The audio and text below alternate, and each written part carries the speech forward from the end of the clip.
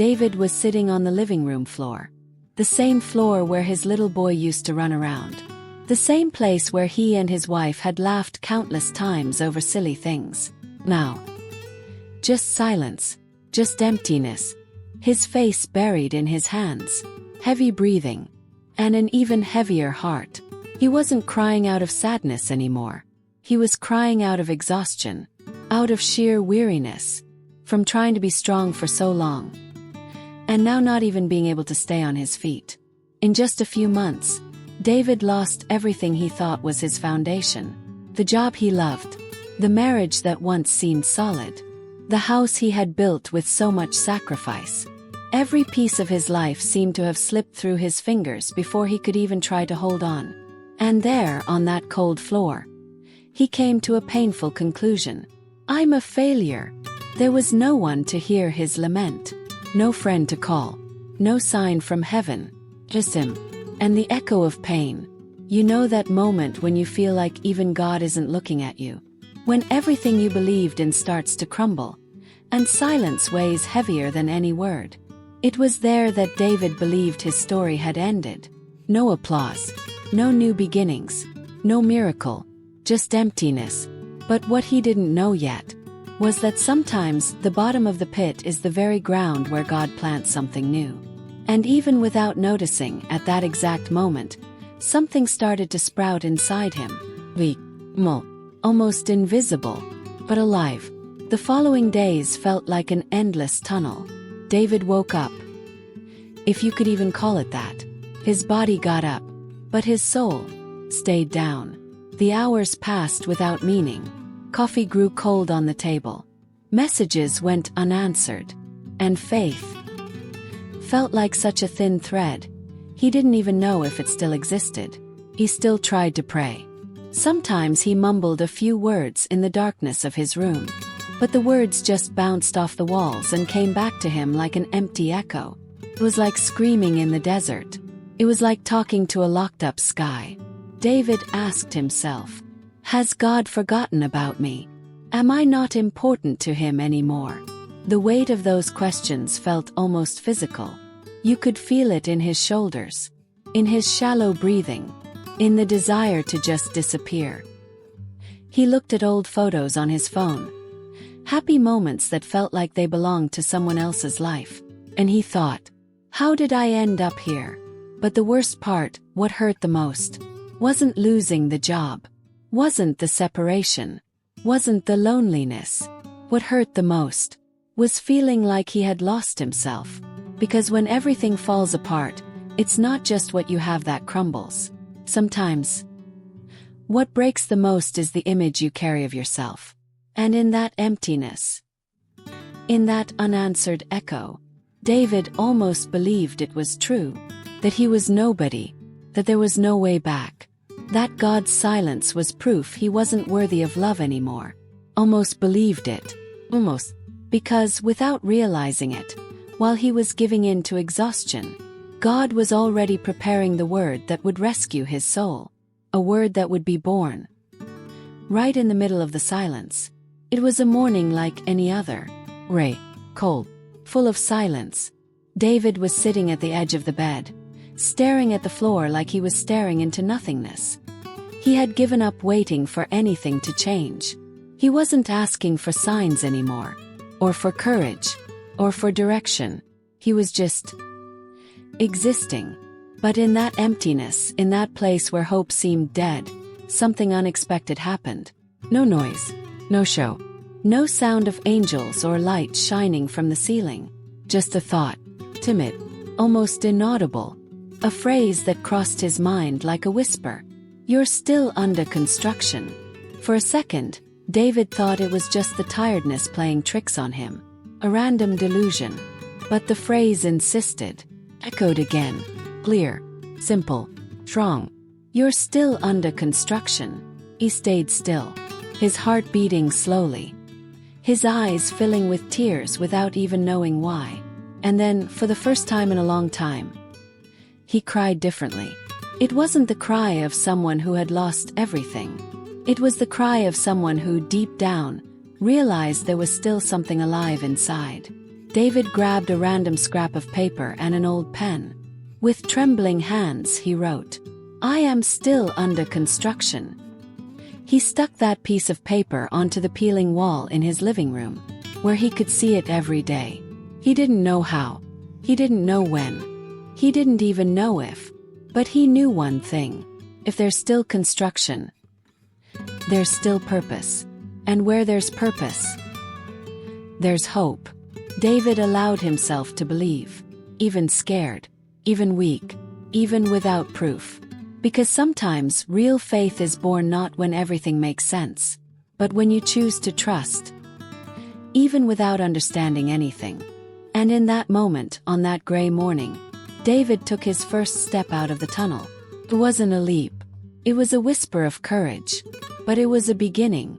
The next day, David woke up, looked at the paper on the wall, and read out loud, "I am still under construction." The phrase didn't solve everything. The fear was still there. The pain still weighed heavy in his chest. But there was a difference now. He knew there was still a process happening.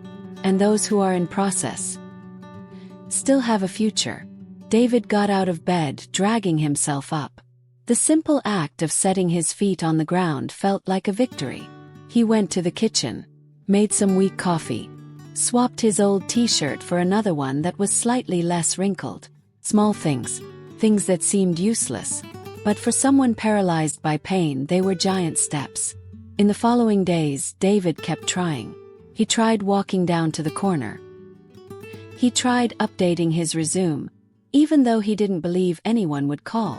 He tried calling his mom, even though he was afraid of being judged. Every attempt felt like running a marathon. Every step, an internal battle. He didn't always succeed. Some days, all he could do was stare at that piece of paper and read the phrase over and over. "I am still under construction." And that was enough. Rebuilding never happens with a snap of the fingers. It's one brick a day, one choice an hour, one breath of courage every morning. David started to notice the little victories. The shy smile when he got an unexpected call for an interview. The lighter breathing after walking a few blocks. The feeling that, even without seeing huge results, something inside him was different. He learned that true faith isn't a feeling. Faith is continuing. Even when all you feel is fear. It's believing that the invisible process is just as sacred as the visible miracle. And there, among the ruins of his old life, David started to build a new foundation. Stronger, truer, more real. Brick by brick, tier by tier, prayer by prayer. Because those under construction are already on their way to the promise. Little by little, David began to understand something that pain had blinded him to for a while. God never stopped working. Even when he seemed absent. Even when the silence felt suffocating. It was like a tree growing underground. In the dark. In the silence. The roots expanding, seeking strength, anchoring deeply. Where eyes couldn't see. Gold is like that too. Before it shines, it melts in the fire. It is shaped in the silence of the furnace. And David was living exactly that. Without knowing it, while he only saw ruins, God was already building something no human eyes could see. Every time he read that phrase, "I am still under construction," it wasn't just cheap motivation. It was spiritual truth being planted deeper in his heart. That's when he realized, God doesn't have to show everything he's doing to prove he's working. Sometimes the deepest miracles happen in the invisible. Before they show on the outside, they are rooted on the inside. That's why your faith must be bigger than your sight. You need to trust what you can't touch yet. You need to believe that God's hand never stops moving just because your eyes can't see it. David looked at himself and no longer saw just ruins. He saw foundations being strengthened, structures being corrected, dreams being redrawn.